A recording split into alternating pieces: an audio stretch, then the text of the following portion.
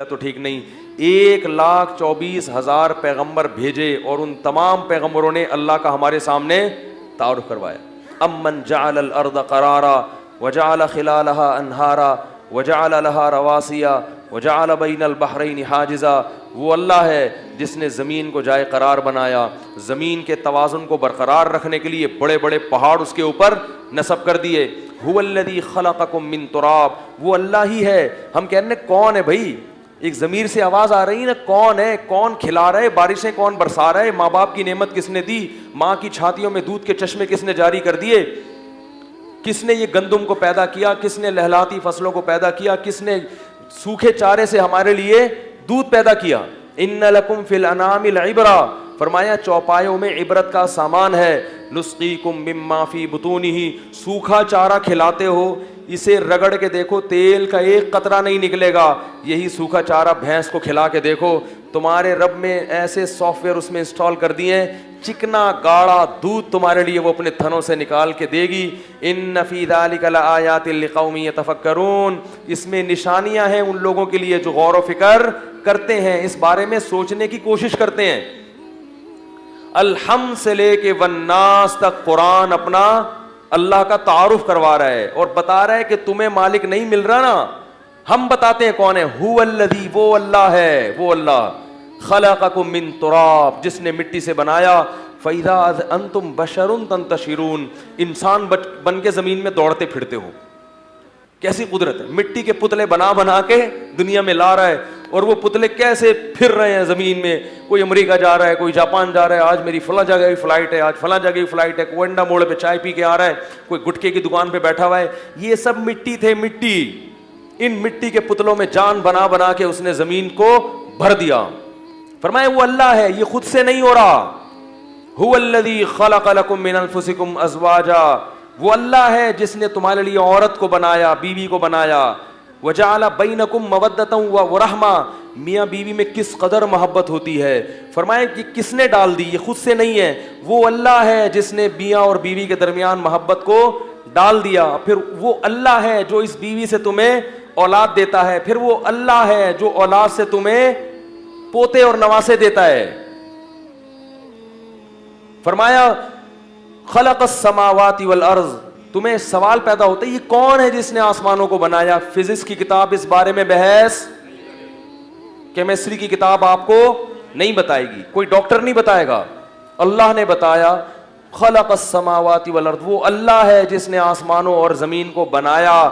وسخر الشمس والقمر, کروڑوں سال گزر گئے ہیں, زمین سے 9 لاکھ گنا بڑا ہے. کہتے ہیں لوگ کہ سورج زمین سے کتنا بڑا, اتنا بڑا بلب. آپ اندھیرے میں تھے, کوئی چھوٹا سا بلب زیرو کا لگا کے چلا جائے, آپ شکر ادا کرتے نہیں تھکتے, یار میں گھپ اندھیرے میں بیٹھا ہوا تھا, شکر ہے کسی نے لالٹین جلا دی. کہتے ہیں نا لوگ, شکر ہے کسی نے کچھ روشنی دی, آنکھوں کو کچھ نظر آئے.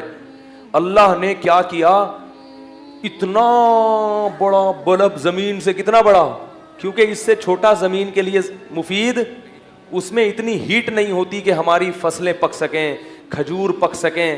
جب تک شدید گرمی نہیں پڑے گی آم میں ذائقہ پیدا, آم ایئر کنڈیشن کمروں میں پیدا نہیں ہوتا, اس کو ہیٹ چاہیے, ہیٹ, یہ گرمی چاہیے اس کو. زمین کی رگوں میں جو پیٹرول ہے یہ سورج کی تپش سے پیدا ہوا ہے.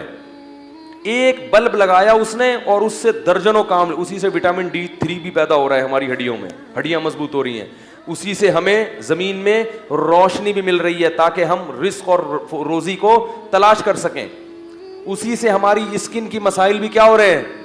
جن ملکوں میں روشنی نہیں ہے, سورج نہیں ہے, وہ بیچارے اسکن کے مسائل میں مبتلا رہتے ہیں. ذرا سی دھوپ نکلتی ہے سارے کپڑے اتار کے لیٹ جاتے ہیں, دھوپ چاہیے ہمیں, دھوپ. ہم حیران ہوتے ہیں, پاگل ہو گئے, کیونکہ وہ کنارے پر ہے نا زمین کے, ایسی جگہوں پر ہیں جو اللہ نے آباد رہنے کے لیے نہیں بنائی.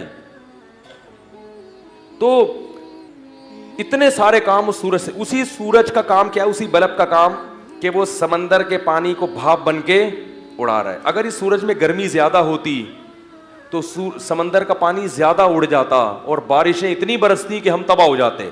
اگر اس سورج کی ہیٹ کو تھوڑا سا ہم کم کر دیں, کوئی ایسا بٹن ہو بھائی ذرا سورج کو ذرا ہلکا کرنا, تو سورج تو ہلکا ہوتا, تم تو ٹھنڈے ٹھاٹ ہو جاتے.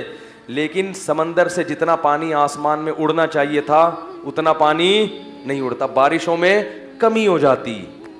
انا کل شیء خلقناہ بقدر, ہر چیز کو ایک اندازے سے, کتنی ہیٹ رکھنی ہے, مینٹین رکھا ہے اس کو, اس سے زیادہ بھی نہیں ہونی چاہیے اور اس سے کم بھی نہیں ہونی چاہیے.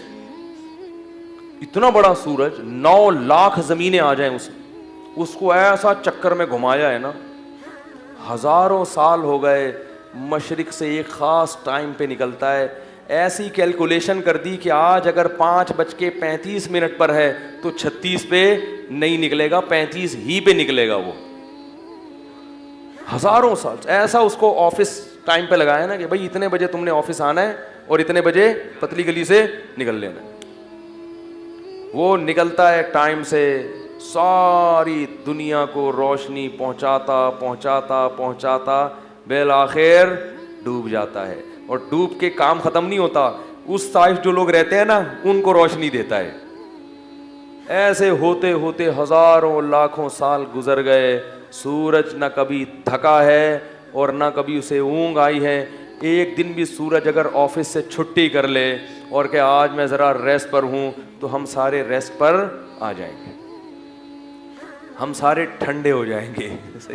یہ سارے جاپان اور امریکہ کے سائنسدان یہ کیا بیچنا شروع کر دیں گے, بولو بھائی, یہ سب تیل بیچنا شروع کر دیں گے. کچھ بھی نہیں رہے گا ان کے پاس, ختم. ساری ترقی 1 سیکنڈ میں کس میں مل جائے گی, خاک میں. اسی نے چاند بنایا, والقمر قدرناہ منازل, چاند کو زمین کے گرد اور زمین کو سورج کے گرد گھمایا, سب گھوم رہا ہے اور ایسی کیلکولیشن سے گھوم رہا ہے کہ وہ ایک خاص رفتار ہے گھومنے کی, اپنے محور میں بھی گھوم رہے ہیں اور زمین یعنی آسمان میں سفر بھی کر رہے ہیں. بڑی ترتیب سے گھوم رہا ہے سارا سسٹم. پھر سال بنتے ہیں, یولج اللیل فی النہار, فرمائے دن کے اوقات کو رات میں داخل کر دیتا ہے, رات کے اوقات کو دن میں. کبھی دن چھوٹے رات بڑی, کبھی رات چھوٹی دن بڑا. اس کا بھی اپنا ایک مزہ ہے, کیونکہ انسان کی طبیعت میں اللہ نے اختلاف رکھا ہے. ایک موسم سے اکتا جاتا ہے, ایک جیسے ٹائم سے اکتا. اگر گرمیاں ہی رہیں مزہ نہیں آئے, کچھ سردیاں چاہیے, سردیوں سے تھکتے ہیں تو پھر گرمیاں آنا.